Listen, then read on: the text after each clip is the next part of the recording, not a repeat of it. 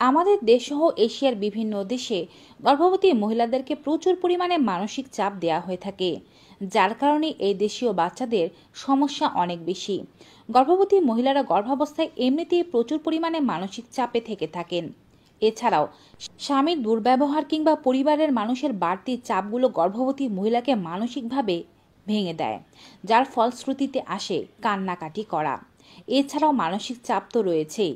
এই মানসিক চাপ, মন খারাপ করে থাকা কিংবা কান্নাকাটি গর্ভের বাচ্চার কতটা ক্ষতি করে জানেন, এবং মায়ের কতটা ক্ষতি করতে পারে?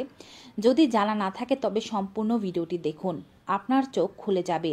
Hello মামিজ, daddy's and all my lovely viewers, সকলের কাছে অনুরোধ থাকবে আপনারা যারা আজকে এই চ্যানেলে নতুন তারা অবশ্যই মা ও শিশু স্বাস্থ্য বিষয়ক এমনই উপকারী ভিডিওগুলো পেতে চ্যানেলটি সাবস্ক্রাইব করে পাশে থাকা বেল আইকনটি ক্লিক করে অল নোটিফিকেশনে ক্লিক করে দেবেন।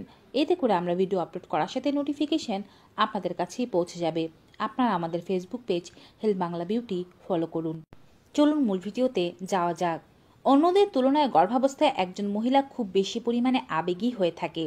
অল্পতেই তার কান্না চলে আসে কিংবা সে রাগারাগি করতে পারে।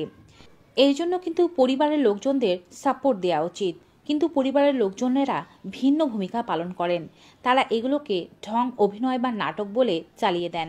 মহিলারা কোনো মানসিক সাপোর্ট পান না, যার বিরূপ প্রতিক্রিয়া মহিলার উপরে যেমন পড়ে তেমনি অনাগত সন্তানটির উপরেও পড়ে।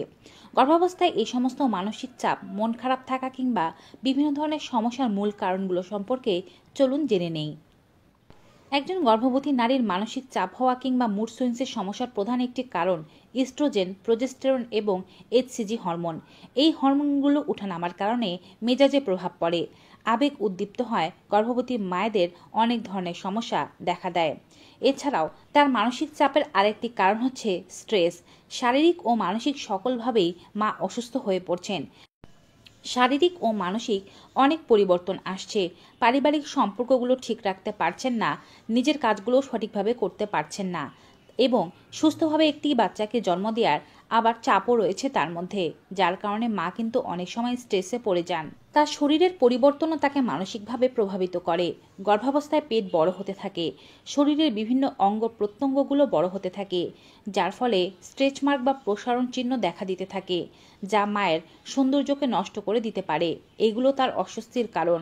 এছাড়াও সে ফিট না, দেখতে কিছুটা খারাপ লাগছে, ঠিকমতো ঘুমাতে পারছেন না, ওজন বৃদ্ধি হয়ে যাচ্ছে, হেঁটে চলে শান্তি পাচ্ছেন না, যার কারণে তার মানসিক চাপ হচ্ছে। কাপড়গুলো ঠিকভাবে না হওয়াও তার মানসিক চাপের একটি কারণ। এই সময় আপনি আগের যে কাপড়গুলো পরিধান করছিলেন তা তার বেশ পরিমাণে ছোট ও টাইট হচ্ছে, কোনো কাপড়ই খুঁজে পাচ্ছেন না, কোনো ইভেন্টে যেতে পারছেন না, ব্রেস্টের আকারও বড় হয়ে যাচ্ছে।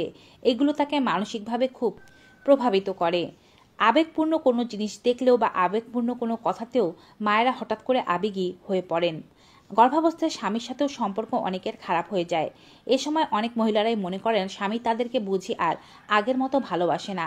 গর্ভবতী থাকার কারণে অনেকের স্বামীরাই আবার পরকীয়ায় লিপ্ত হয়, যেটি মোটেও ঠিক কাজ নয়। গর্ভাবস্থায় আবার বিভিন্ন মাইল ফলক আছে। প্রত্যেক আল্ট্রাসাউন্ডে বাচ্চার একটি নির্দিষ্ট ওজন, উচ্চতা থাকতে হয়। এই মাইল ফলকের জন্য গর্ভবতী মায়েরা চিন্তিত থাকেন।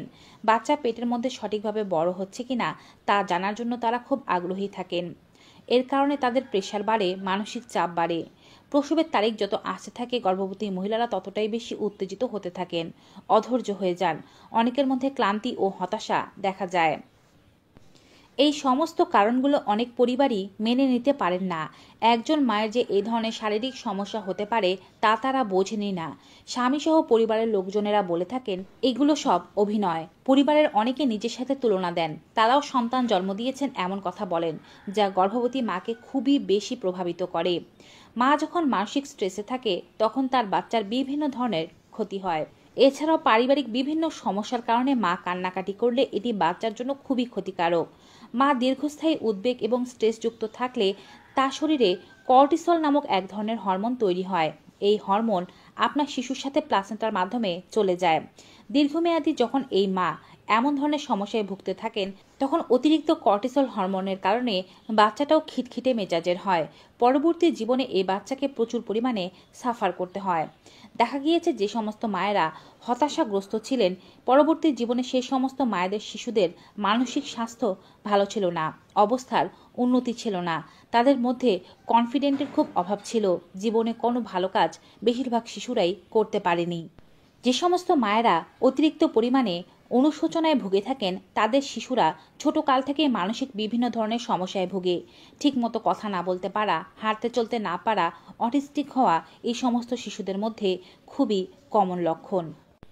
গর্ভবতী মায়ের যদি অতিরিক্ত টেনশনের কারণে বা মন খারাপ থাকার কারণে ও কান্নাকাটি করার কারণে কর্টিসল হরমোন শরীরের ভেতর দিয়ে প্রবেশ করে শিশুর মধ্যে, তবে শিশুর মস্তিষ্কে বিকাশে বাধাগ্রস্ততা আসে। মা বিষণ্ণতায় ভুগলে পরবর্তী সময়ে সন্তান জন্মদানের সময় ওই সন্তানের ঘুমের ব্যাঘাত ঘটে, সন্তান রাতে ভালোভাবে ঘুমাতে পারে না। বিষণ্ণতায় ভোগার কারণে বা কান্নাকাটি করার কারণে অধিকাংশ মায়েরা নিজের যত্ন নিতে পারেন না, পুষ্টিকর খাবার গ্রহণ করেন না, ঠিকমতো ঘুমাতে পারেন না, প্রিন্যাটাল চেকআপগুলো তারা করাতে পারেন না, যার ফলেও শিশুর বৃদ্ধিতে বাধাগ্রস্ততা আসে। বিষণ্ণতায় যে সমস্ত মায়েরা ভুগে থাকেন, পরবর্তী জীবনে তাদের শিশুরা কম পরিমাণে প্রাণচঞ্চল হয়, তারা অন্যদের সাথে সঠিকভাবে ভাব বিনিময় করতে পারে না। এই সমস্ত বাচ্চাদের ওজন অনেক কম হয়, প্রিমেচিওর ডেলিভারি হয়ে যাওয়ার সম্ভাবনা এই সমস্ত বাচ্চাদের মধ্যে খুবই বেশি। মায়ের সাইকোলজিক্যাল এই ধরনের প্রবলেমগুলো বাচ্চাকে সাইকোলজিক্যালি ক্ষতিগ্রস্ত করতে পারে। মা যদি নিজের ঠিকভাবে যত্ন না নেন, তবে বাচ্চাকে সঠিকভাবে জন্ম দেওয়া কোনোভাবেই সম্ভব নয়। আরও একটি বিশেষ কারণ রয়েছে। যে সমস্ত মহিলারা প্রচুর পরিমাণে স্ট্রেসে ভুগে থাকেন, কান্নাকাটি করেন, হতাশায় থাকেন, তাদের এই মানসিক চাপ তাদের বাচ্চাকে খিটখিটে করে তুলতে পারে।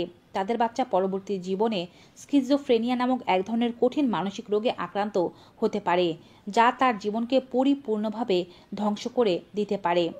দেখা গিয়েছে যে সমস্ত মহিলাদের স্ট্রেস অনেক বেশি, তাদের বাচ্চাদের পরবর্তী জীবনে ডায়াবেটিক হওয়ার সম্ভাবনা, উচ্চ রক্তচাপ হওয়ার সমস্যা, হার্টের সমস্যা, কাজে মনোযোগের অভাব, কর্মে আত্মবিশ্বাসের অভাব, হতাশা এই ধরনের সমস্যা তাদের দেখা যায়। আর স্কিজোফ্রেনিয়া তো আছেই। আপনি নিশ্চয়ই চাবেন না আপনার বাচ্চা অসুস্থ হয়ে পৃথিবীতে আসুক। তাই যদি একজন মাকে সুস্থ রাখা যায়, তবেই কিন্তু একটি সুস্থ বাচ্চা পাওয়া যায়। মাকে মানসিক বিভিন্নভাবে চাপ দিয়ে কোনোভাবেই সুস্থ সন্তান আশা করা যাবে না।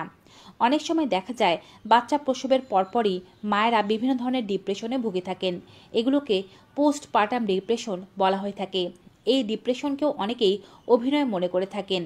এ থেকে কিন্তু অনেক মায়েরাই সন্তানকে দেখতে পারেন না, সন্তানকে মেরে ফেলার মতো প্রবণতা তাদের মধ্যে জাগে। এটি কিন্তু মায়ের কোনো দোষ নয়। ডিপ্রেশনের কারণে মায়ের এমনটা হচ্ছে। বাচ্চা হওয়ার পরে মায়ের অনেক সাপোর্টের দরকার। বাচ্চাকে সঠিকভাবে যত্ন নেওয়া, ঠিক মতো না ঘুমাতে পারা, নানাবিধ সমস্যার কারণে মা অনেক ধরনের স্ট্রেসে থাকে, যার ফলে তার পোস্টপার্টাম ডিপ্রেশন হতে পারে। এ সময় পরিবারের লোকজনদের সহযোগিতা মাকে সুস্থ হয়ে তুলতে সাহায্য করে। তাই বাচ্চা জন্মানোর আগে ও পরে মায়ের সঠিকভাবে যত্ন নিন, যদি একটি সুস্থ বাচ্চা আশা করে থাকেন। তো ভিউয়ার্স, নিশ্চয়ই বুঝতে পেরেছেন গর্ভাবস্থায় কান্নাকাটি করা একটি শিশুর জন্য কতটা ক্ষতিকারক হতে পারে। এটি শুধুমাত্র 9টি মাসের জার্নি নয়, একটি শিশুর পুরো একটি জীবনের ব্যবস্থা। তাই সঠিকভাবে প্রত্যেক মা ও তার পরিবারের কাজ করা উচিত।